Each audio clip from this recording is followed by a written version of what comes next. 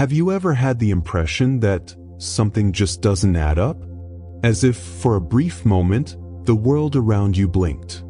Like an imperceptible but very real glitch. A lapse. A misalignment in the texture of reality. Maybe you were walking down the street, and for a second, you were certain you'd seen that exact same scene before. The same elderly woman crossing, the same dog barking in the distance, the same red car stopping at the light. But it wasn't just an ordinary déjà vu. It was a break, a silent whisper moving through your body saying, "You weren't supposed to see this again. You're not where you think you are." Or maybe it happened in a dream, a place where the colors were more vivid, the sounds deeper, and somehow you just knew with every part of your being that that was the real world. And then you woke up, back to what they call reality, but something was out of sync. A shadow in the corner of your eye, a faint buzzing in your ears, a barely noticeable delay between your thoughts and the world reacting to them. The feeling that the life you're living is a well-programmed illusion, and when you try to tell someone about it, they laugh. They say it's stress, fatigue, imagination. But you know, deep down you feel it. You're not crazy. You're not wrong. You simply saw a crack in the simulation, and now something inside you wants to cross through it. You don't see with your eyes. You perceive. You pick up. You feel what lies beyond vision, as if your body were an antenna tuned to frequencies that logic hasn't caught up with yet. That's why awakening from the simulation doesn't begin with grand revelations. It begins in the body, a tingling at the back of your neck when you walk into certain places, a heaviness in your chest when you hear words that don't match the truth, your skin bristling for no reason when someone lies, even if their smile says otherwise, your stomach turning before a decision that, rationally, seemed right. Your heart racing inexplicably when you meet someone you've never seen before, but somehow feel like you know. These signals aren't random. They're responses. Internal alerts that the reality around you is trying to stick to a script, but your consciousness is slipping out of the programming. How many times have you had that uncomfortable feeling of being watched, even when you were alone? Or that strange instant when time seemed to skip, as if a part of your life had been cut from the edit. And then, the most unsettling of all, that moment in the middle of an ordinary day when your body freezes. Your gaze drifts off. You take a deep breath for no reason, and a single question fills everything. What is this place? Not your job, not your tasks, everything. Your body feels like it's expanding from within. The sounds around you grow distant, as if coming from a dimly lit stage. And you feel like you're standing behind the curtain. These sensations aren't flaws in your body. They're shortcuts to awakening. The body is the first to realize that something's off in the narrative. Because it doesn't lie. It doesn't calculate. It feels. And every time your body reacts for no apparent reason, maybe, just maybe, you've crossed the surface of the simulation for a brief second. It might sound like a delusion, but some of the greatest thinkers of our time say otherwise. Nick Bostrom, a philosopher from Oxford University, proposed the simulation hypothesis as a logical experiment. If a civilization reaches a sufficiently advanced level of technology, it will be able to create simulations of conscious realities.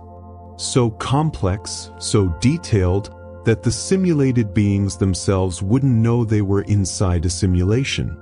And if that's possible, then there's a higher chance we are in one of those simulations than in the original reality. The math is not in our favor. Statistics, even less so. But this goes beyond equations. The physicist John Archibald Wheeler once said, Everything is information. Not matter, not energy, information. And what is a simulation if not a reality built from data, bits, code, patterns of repetition? Have you ever noticed how the universe seems to function like an algorithm? Fixed laws, universal constants, rules that apply in every corner of the cosmos, as if we were inside a massive source code. More recently, theoretical physicist James Gates identified structures resembling error-correcting codes, the kind used in computers within the fundamental equations of supersymmetry, hidden in the formulas that govern the particles of the universe, as if someone or something were ensuring the system's stability. And consciousness? Consciousness may not be a byproduct of the brain as we once thought. Maybe it's the user interface. What you feel as I might actually be your connection to a higher level of reality, an observer behind the machine, the one thing that cannot be simulated because it is the one observing the simulation. And here's the crucial point. If reality is a program, consciousness is the programmer watching from within. That's why when you feel a glitch, when you sense something beyond the veil, it may be because in that moment, the programmer within you woke up. You believe you're in control, but the part of you that thinks is only the surface. The true force guiding your steps, your choices, your perceptions, lives below the line of rational thought. It's called the subconscious. Imagine the subconscious as the operating system of your existence. While the conscious mind writes and reads small files on the desktop, the subconscious processes trillions of data points per second, without you even realizing it. Breathing, heartbeats, pulse, but also subtle perceptions, hidden emotions, ancestral memories. And what if this system not only managed your body, but the very reality around you? Think of it this way. If reality is a simulation, it needs an internal access point, a way for the player to influence the environment. The subconscious would be that bridge, the hidden link between the programming of reality and the being experiencing it. Have you ever noticed how some people seem to create coincidences? As if what they fear or desire happens more often than it should? It's not magic. It's active subconscious programming. You live in a dynamic field of data, and what vibrates inside you shapes the configurations around you. The subconscious doesn't just feel the world. It writes it, line by line, event by event. Modern physics calls this the collapse of the wave function. When something is observed, it shifts from possibility to reality. But what is this observation? It's not just seeing with your eyes. It's feeling, believing, recording it with your soul.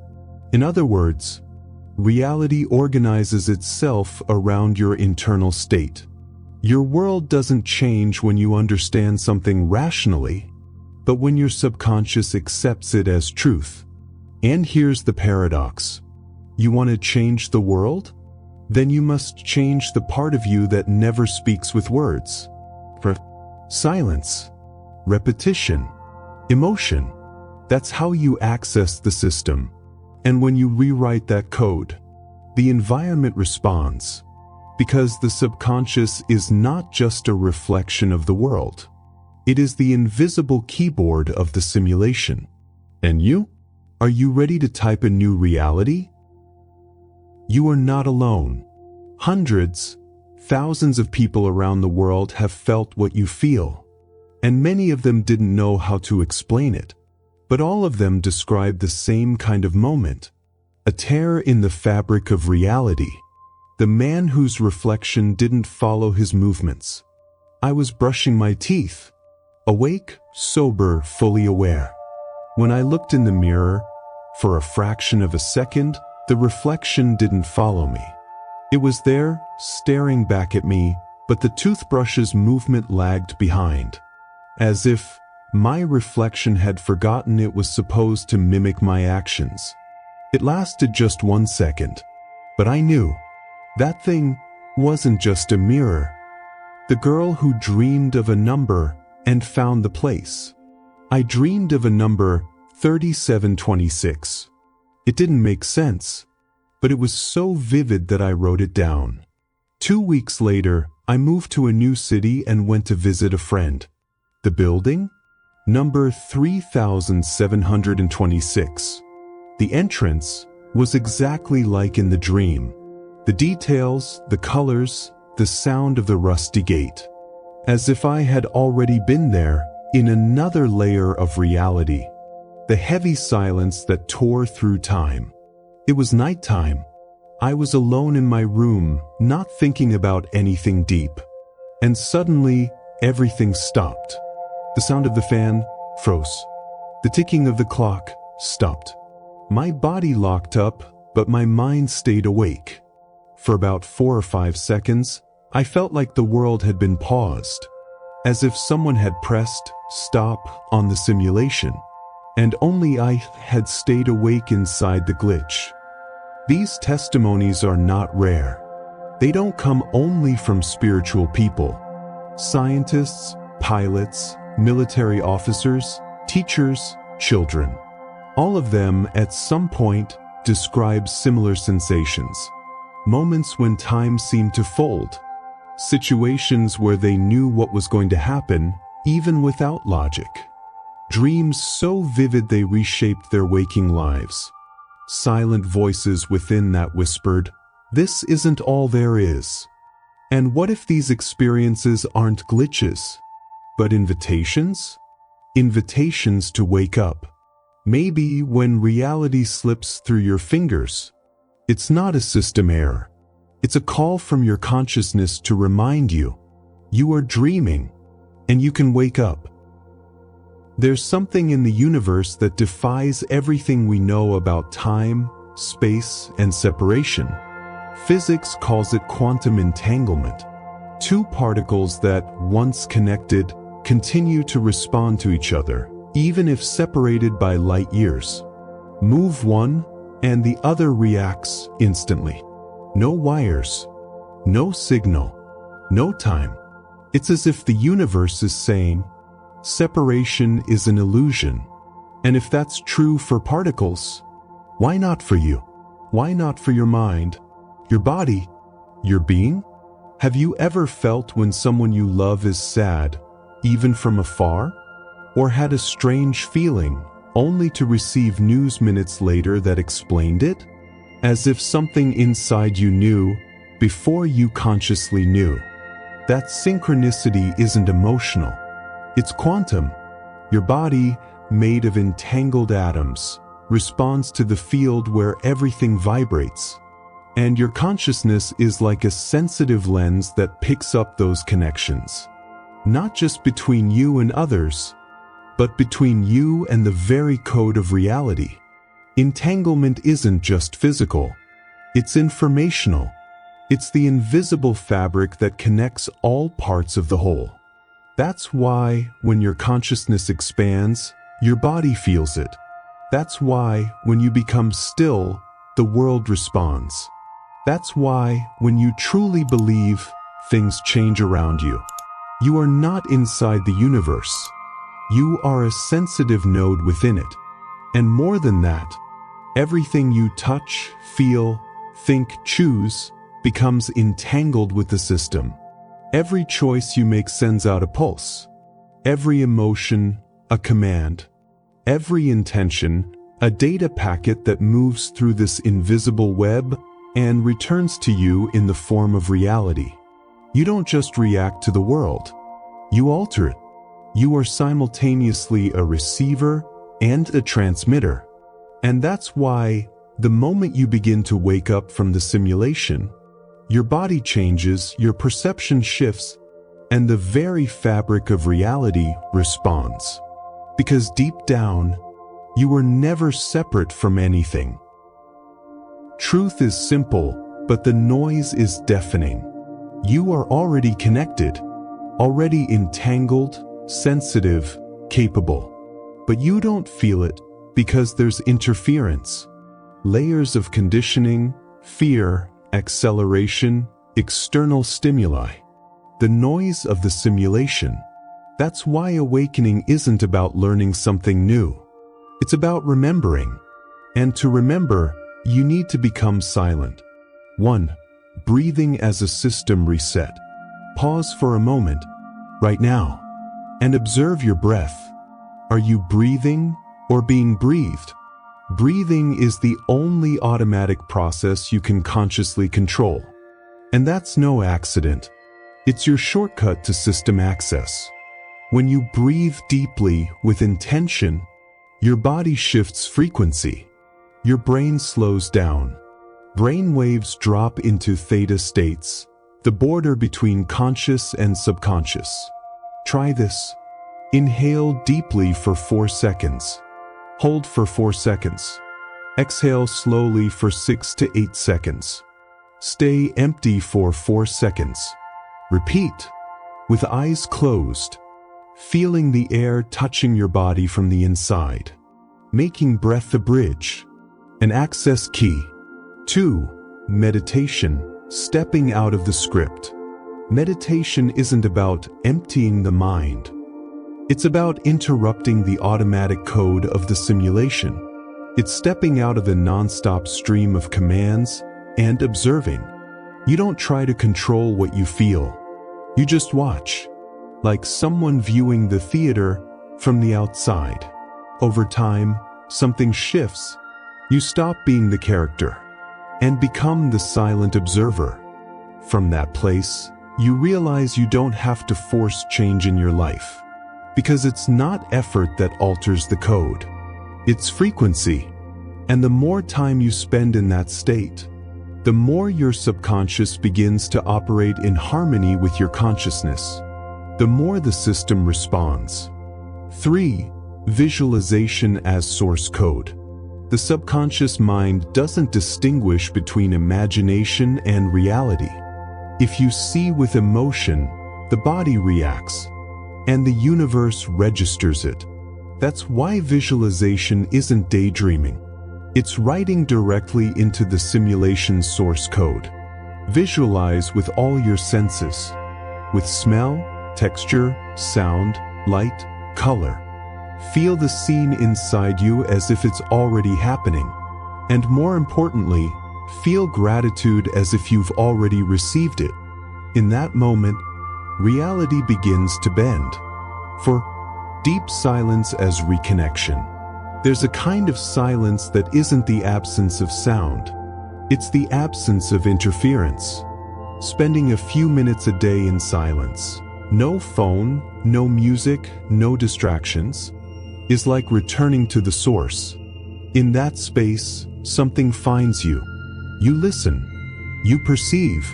You reconnect. None of this is mystical. It's functional.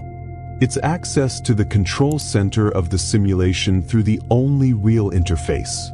The consciousness embodied in you. Now that you've made it this far, something within you has already changed. You might not see it clearly yet, but something shifted, like a subtle breeze in a room that had been closed for a long time. Maybe you felt it on your skin, in your breath, in a quieter mind now. You've started to remember that this body is more than flesh and impulses, that what you call reality might be just a layer of learning, and that behind every ordinary moment, there is an invisible architecture waiting to be accessed. What we call awakening isn't a shout. It's a whisper, a soft calling that can only be heard in the silence of the soul. And that calling is within you. It always has been. You are not just part of the simulation. You are part of the code. You are the spark that observes, that chooses, that writes. Reality is not something that happens to you. It is something that responds to you. So now the question is, what will you do with this? Will you keep living as if everything is fixed, solid, inevitable?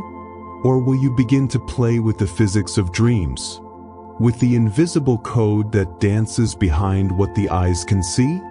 Awakening is not an event. It is a practice, a daily gesture, breathing with awareness, feeling with presence, choosing with intention, observing without judgment, rewriting little by little your very existence. So, the next time the world feels strange, when a reflection lags, a number repeats, or time glitches for a second, don't be afraid. You're not losing your mind. You're starting to step out of it, and that is the true portal. Now close your eyes, breathe, and ask yourself, if this really is a simulation, why were you programmed to wake up? You know the answer, even if you can't put it into words yet. It's there, in the vibration running along your skin right now, in the place where silence finally speaks to you.